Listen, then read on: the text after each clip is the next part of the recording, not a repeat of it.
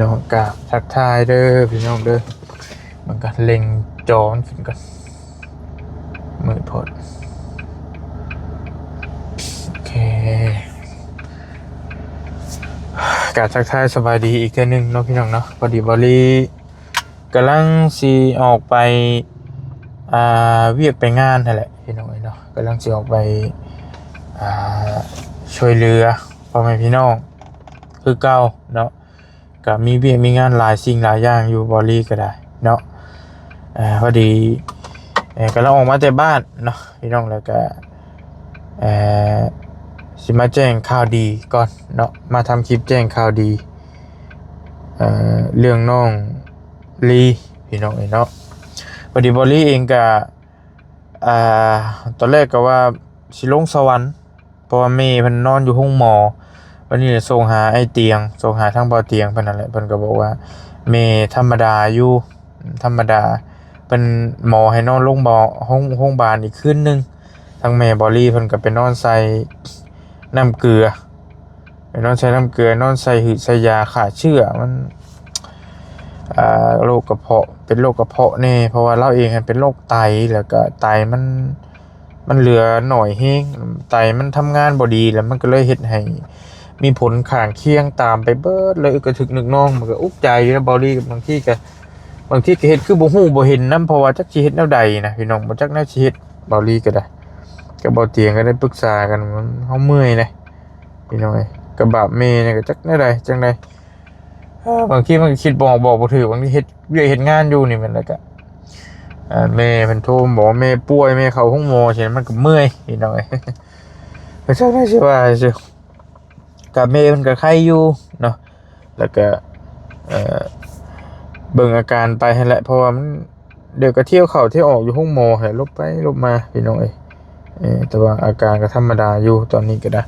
แต่ว่ามันเท่ากับวางใจบ่ได้เดี๋ยวเราก็เป็นอีกนะเป็นก็ไปก็มาลบไปลบมาพี่น้องมีพี่น้องส่งมาบอกอยู่เนาะขออนุญาตว่าเรื่องแม่ก็ได้นึงเดี๋ยวพี่น้องเด้อพี่น้องเพิ่นส่งมาบอกว่าเอาหากของหญ้าค่าเอาซั่นเอาหากของหญ้าค่ามาต้มประมาณกำนึงเนาะสิได้ดีโรคไตว่าซั่นได้ตามว่าฮะสิได้ดีโรคไตมาต้มกินว่าซั่นดอกบ่รีแคปหน้าจอไว้อยู่ให้เพิ่นเอาหากหญ้าค่ามาต้มกินคือว่าซั่นได้พี่น้องแล้วก็สิดีกินแทนน้ำแต่ผัดบางคือยาเมนูแดงเพิ่นส่งมาให้เป็นพญาล้างไตมากินก็กินได้อยู่แต่ว่าพอกินลงไปแล้วถ้าเราเจ็บกระเพาะห้อนกระเพาะสินะพี่น้องมันก็เลยแบบบ่จังน่าสิเฮ็ดดีแนวนึงบัดพิษแนวนึงสินะสิเอามาให้กินโรคไตผัดพิษกระเพาะเฮาก็บ่ได้จักแนวสิว่าเอาซื่อๆก็บ่ฮู้แนวสิเฮ็ดพี่น้องดีแนวนึงผัดย่างแนวนึงนะดีแนวนึงผัดพิษแนวนึงถึกแนวนึงผัดพิษแนวนึงจริงๆก็มีทั้งพ่อแม่นี่เพิ่นส่งมาให้ก็หลายอยู่เพิ่นส่งมาให้แต่เป็นชาเป็นอย่างมาแต่เมืองนอกเมืองนาเพิ่นก็หลายเพิ่นส่งมาให้ต้มกินคือตอนนั้นก็ได้ชาที่บำรุงไตนะเพิ่นส่งมาแต่อเมริกาพวกตอนนั้นก็แต่ว่าเรากินแล้วมันร้อนท้องบัดนี้พิษกระเพาะว่าซั่นนะก็บ่จักน่าสิว่าบ่ลีก็ได้ก็ว่าเราบ่พิษกระเพาะน่ะกินนี่คือสิดีอยู่บ่ลีเบิ่งพิษกระเพาะซะบ่ฮู้แน่สิว่าเฮ็ดจังได๋ก็มีแต่เที่ยวเข้าโรงพยาบาลแล้วรักษาตามอาการไปให้แหละพี่น้องแม่แล้วก็บ่ยอมฟอกแล้วก็ย้านแม่แล้วก็ย้านก็ปกติเนาะฟอกแล้วมันก็ต้องฟอกเรื่อยๆฟอกที่เข้าอันนะก็เห็นใจอยู่แล้วก็ย้านนั่นแหละก็ขอบ่เข้าใจในไลน์พ่อแม่พี่น้องเด้อส่งกำลังใจมาให้เมื่อคืนนี้ก็บ่รีบไปแวะเยี่ยมแม่หั่นแหละพออำพรกับแม่ติ๊กเพิ่นมาเลี้ยงข้าวอยู่สวรรค์แล้วก็มาแวะเยี่ยมแม่แล้วก็ได้มาบริก็ได้บ่อเตียงเพิ่นนอนกับเวตานอนเฝ้าบริก็มาไปกับน้องยุริแน่เมื่อคืนก็ได้แล้วก็บริก็บ่ได้ถ่ายคลิปถ่ายหยังเนาะก็ไปเยี่ยมแม่อยู่ห้องหมอหั่นแหละไปเบิ่งเฮิงเติบเอ้าก็จังว่ากันพี่น้องพี่น้องคนใดมียาหืดยาดีก็ส่งมาบอกในเด้อพี่น้องเด้อกระลายแล้วพี่น้องรบกวนพี่น้องกระลายเทื่อแล้วว่าให้เพิ่นบอกยาหืดยาดีนะทางบริทางบ่อเตียงเนี่ยก็บอกกันแต่ว่า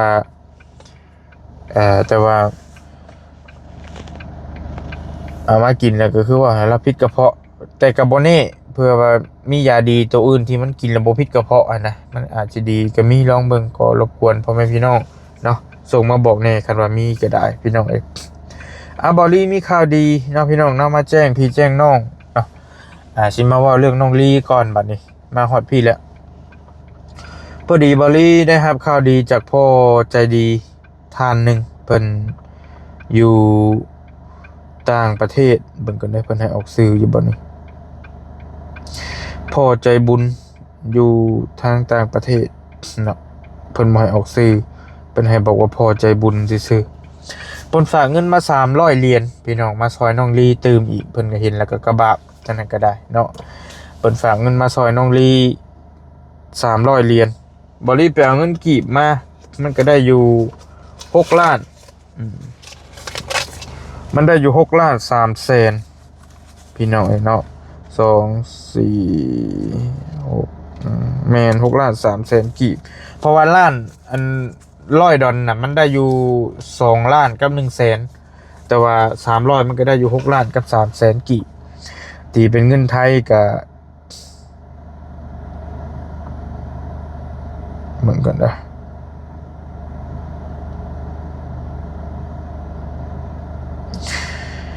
ตีเป็นเงินไทยประมาณ 9,000 บาทซะตีเป็นง่ายๆเพื่อเพิ่นหักค่าโอนค่าเลขค่าหยังอยู่ได้ถ้าเป็นเลขเป็นเงินไทยบ่ได้เป็นเงินกีบมาเพิ่นเอาเป็นเงินกีบมาให้แต่ถ้าเฮากลับเป็นเลขเป็นเงินไทยเพิ่นต้องคิดค่าอีกตีไป 9,000 บาทซะหรือว่าเป็นเงินกีบ6ล้าน3แสนตีเป็นเงินไทยประมาณ 9,000 บาทง่ายๆนะพี่น้องเด้อเพื่อเลขเพื่อหักค่าหันค่านี้เนาะบอลลี่ได้เงินเพิ่มมาอีกเนาะก็คือยอดเก่าบอลลี่หัน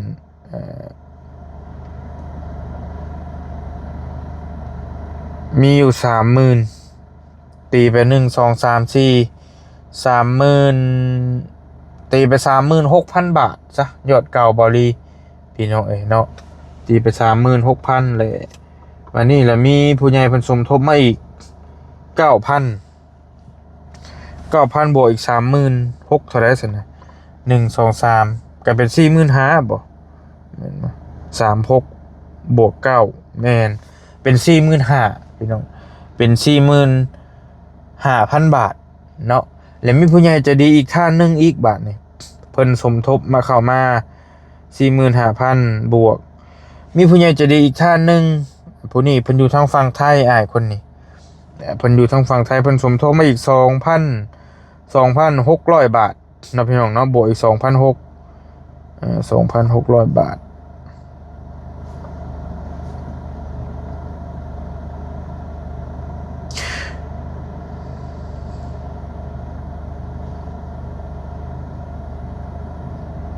พอดีเป็น40,000พอดีเป็น47,600 บาทตีไปโดยประมาณเนาะพี่น้องเนาะ47,600 บาทถือว่าได้ยอดทางบอลลี่นี่สิฮอดครึ่งแสนละใกล้ๆมอครึ่งแสนละมีผู้ใหญ่ใจดีเพิ่นก็สมทบมาผู้ละเล็กผู้ละน้อยผู้เล็กผู้น้อยก็สมทบเข้ามาเรื่อยๆอยู่เนาะทางมื้อก่อนนี่ก็ทางบ่จันบ่บุญสารวัตรเพิ่นก็ส่งมาถามว่ามียอดเท่าใดเพิ่นโทรหาบอลลี่ว่าบอลลี่ก็ได้แจ้งไปแล้วว่ามียอดขออภัยกระเพาะขึ้นนะครับว่ามียอดอยู่30,000ปลายแต่ว่าล่าสุดน้ำบอลลี่ตอนนี้มียอดอยู่47,600 บาทเด้อพี่น้องเด้อเบิ่งบอลลี่สิคูณเป็นเงินกีบให้ถ้าสมมุติเป็นเงินกีบนะ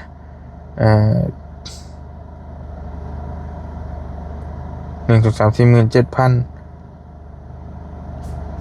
ประมาณ32ล้านไปตีง่ายๆ32ล้านกีบพี่น้องเงินมีอยู่น้ำบอลลี่ตอนนี้มีอยู่32ล้านเนาะน้อยๆแต่ว่าตีไป32ล้านซะรายง่ายๆแล้วก็เป็นเงินบาทก็ตีไป47,600 บาทเนาะพี่น้องเนาะไปประมาณนี้พี่น้องก็ถือว่ายอดทะลุ4 ครึ่งแสนแล้วก็ไวเฮงน้องอันลีเฮานี่มันมีทั้งไอเตียงแน่ก็ยังบ่ทันถามรายละเอียดทางไอเตียงนำว่ามีเท่าใดเพราะว่าไอเตียงก็ยุ่งน หลายเรื่องหลายเนี่ยเพิ่นก็ได้ยุ่งน้ำเมนี่หั่นเด้กำลังเห็นลงคลิปเมนี่อืม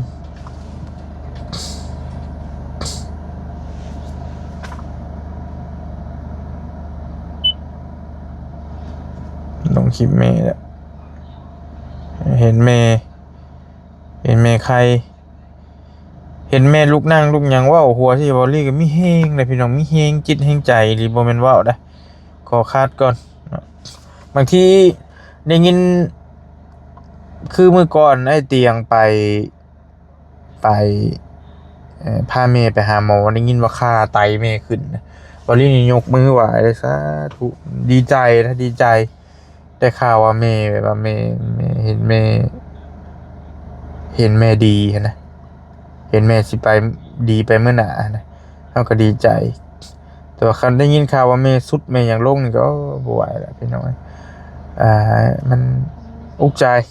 เนาะแต่ว่าเห็นแม่ไข้เป็นนี่ก็มีแห้งละแล้วก็ดีขึ้นลงนะเราก็ได้เที่ยวเข้าห้องแพทย์ห้องหมอนี่เป็นว่าเล่นพี่น้อยเนาะอ่าเบิดค่ารักษาไปเที่ยวละ20,000 30,000แล้วแต่ว่ายาดอกขอให้แม่เศร้าให้แม่มีแฮงประทังชีวิตประคองชีวิตไปอยู่น้ำลูกน้ำหลานไปดนก็มีแฮงและลูกหลานก็ได้พี่น้องเนาะเอามาต่อเรื่องน้องลี่แล้วพี่น้องเด้อวันนี้สิมาว่าประเด็นเรื่องน้องลี่เป็นประเด็นหลักๆเพราะว่าพอพี่น้องให้ความสนใจกับค่อนข้างหลายแล้วก็เป็นห่วงน้องเนาะอ่าตอนนี้เรื่องพาไปหาแพทย์หาหมอพี่น้องบอลลี่ก็ต้องยังปรึกษากับทีมงานอยู่แล้วก็ชะลอเบิ่งก่อนเพราะว่าน้องเพิ่นหันก็ยังอาการก็ยังทรงโตนะบ่ได้ถึงกับว่าอาการที่มันรุนแรงขึ้นแบบว่าผู้ภาพบ่อาการยังทรงโตบอลลี่ก็เลยยังชะลอเบิ่งก่อนเพราะว่าผู้ใหญ่ใจะบุญเพิ่นก็ยังถ่าสมทบมาหลายอยู่หั่นนะผู้เล็กผู้น้อยเพิ่นก็มีถามมาหลายคนแล้วก็ต้องปรึกษาทีมงานก่อนเพราะว่าไอ้เตียงก็ยังกินยังหยุ่งกับเมย์อยู่แล้วก็ทางบ่าวบุญสารวัตรทางบ่าวอันนั้นนี่บ่าวจันก็มีบ่รู้ว่าจังใดยังบ่ได้ถามครับต้องถามทีมงานก่อนจริงๆหั่นเอ่อมันถ้ามีคนใดคนหนึ่งอะนะ คือบอลลี่ผู้เดียวนี่ก็มียอดนี่ก็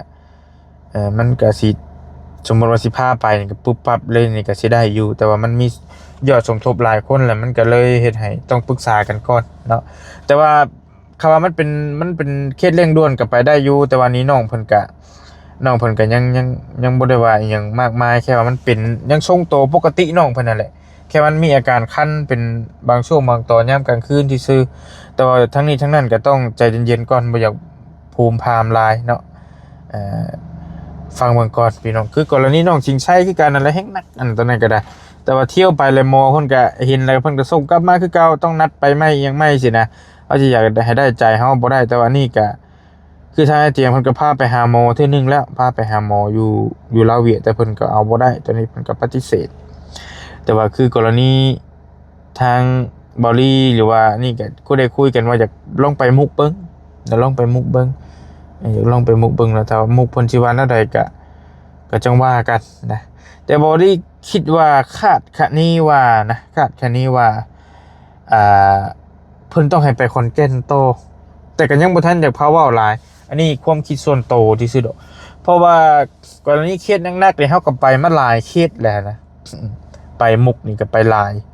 คือกรณีน้องที่เจ็บตานี่ล่าสุดนี่ก็เพิ่น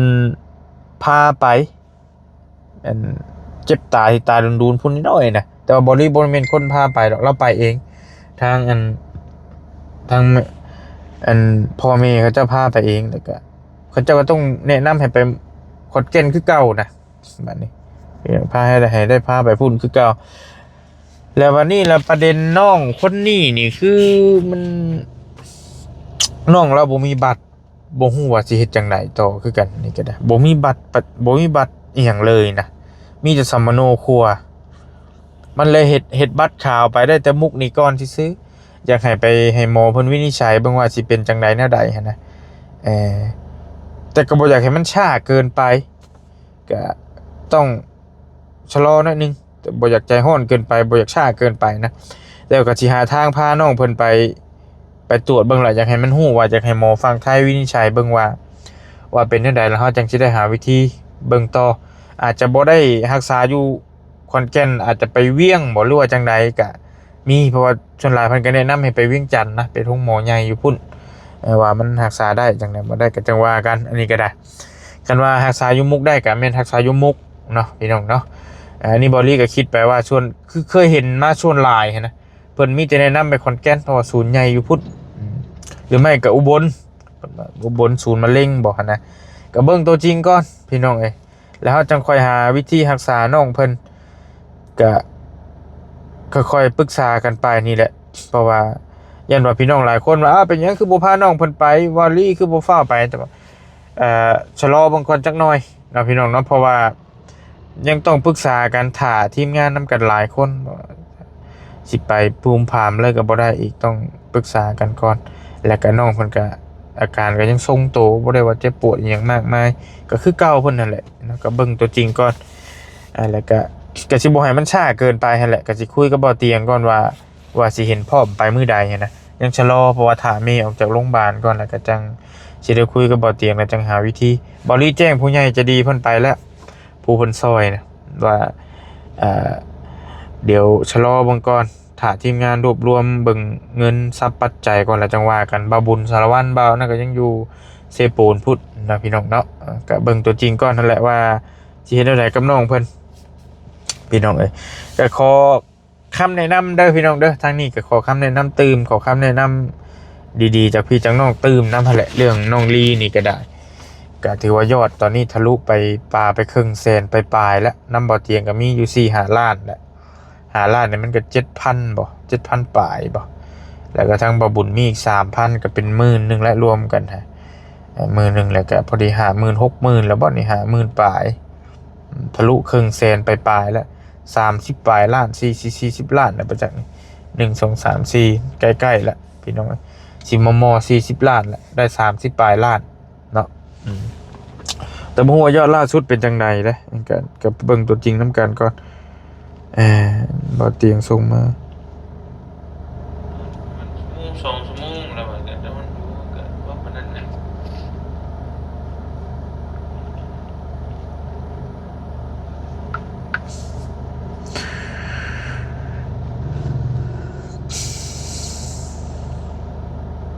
แม่นอนถามถึงอาการแม่พี่น้องบ่ค่อยนอนบ่ค่อยหลับ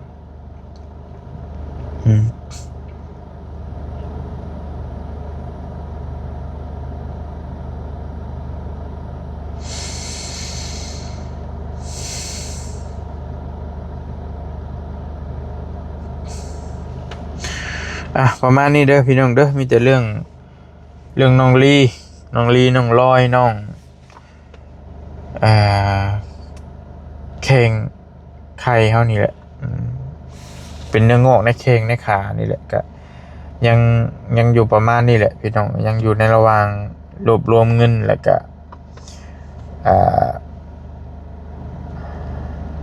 ปรึกษากันกับทีมงานจังว่ากันพี่น้องเนาะเพราะว่าพาไปหาหมอนะบ่เตียงก็พาไปแล้วพาไปเทื่อนึงแล้วเพิ่นก็ไปตรวจเบิ่งไปอีหยังมากไปอีหยังเบิ่งเบิดแล้วนะเอ็กซเรย์อีหยังเบิ่งอยู่ลาวเวียดนั่น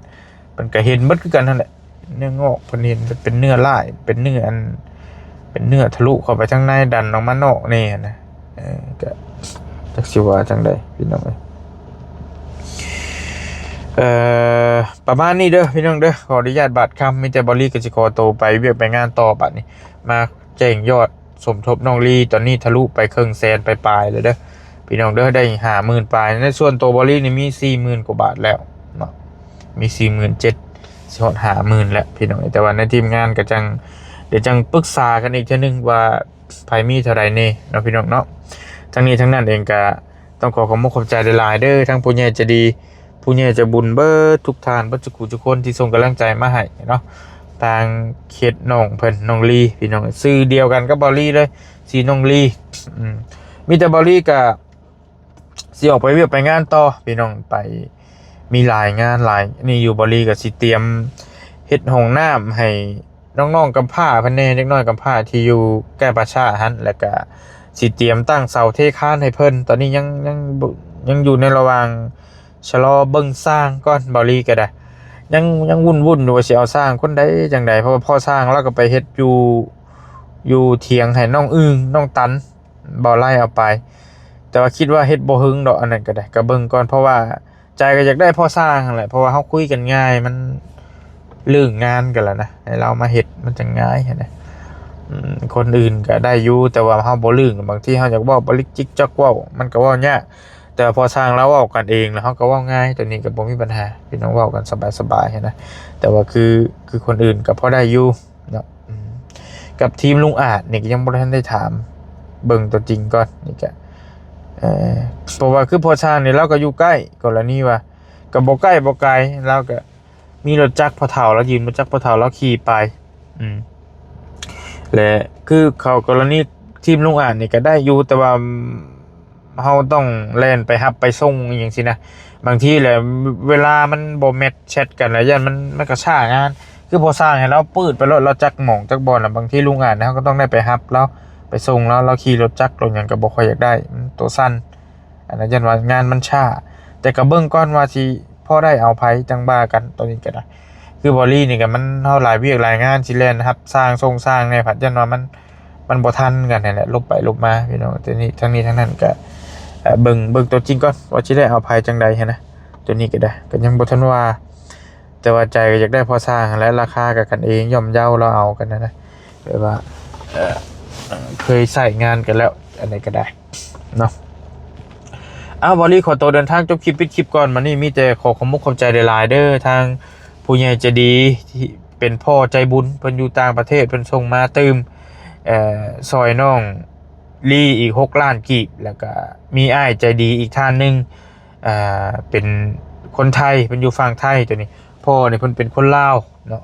เป็นคนลาวกับแม่เพิ่นเป็นพ่อใจบุญอยู่ต่างประเทศแล้วก็อ้ายคนไทยอีก 2,600 บาทแหละผู้นี้เป็น6,300,000 กีบหรือว่าเงิน300 เหรียญเนาะขอมขอบใจหลายๆทุกอย่างจะดีบัดทุกทานให้อยู่ดีมีแฮงโชคมาร่ำรวยปรารถนาสิ่งใดให้ได้สิ่งนั้นสมความมุ่งมั่นปรารถนาร่ำรวยอยู่ดีมีแฮงอย่าเจ็บอย่าจนอย่าคัดอย่าจนเดินทางไปทางไหนมาทางไหนก็ให้ตลอดปลอดภัยร่ำรวยเฮงๆปังๆเด้อเนาะอยู่ดีมีแฮงโชคมานบัดทุกคนสาธุปฏิตามเคสน้องลีในตอนต่อไปว่าเขาสิได้พาไปหาหมอมื้อใดจังใดก็เดี๋ยวจังคุยกันอีกเทื่อนึงเนาะสวัสดีบ๊ายบายพี่น้อง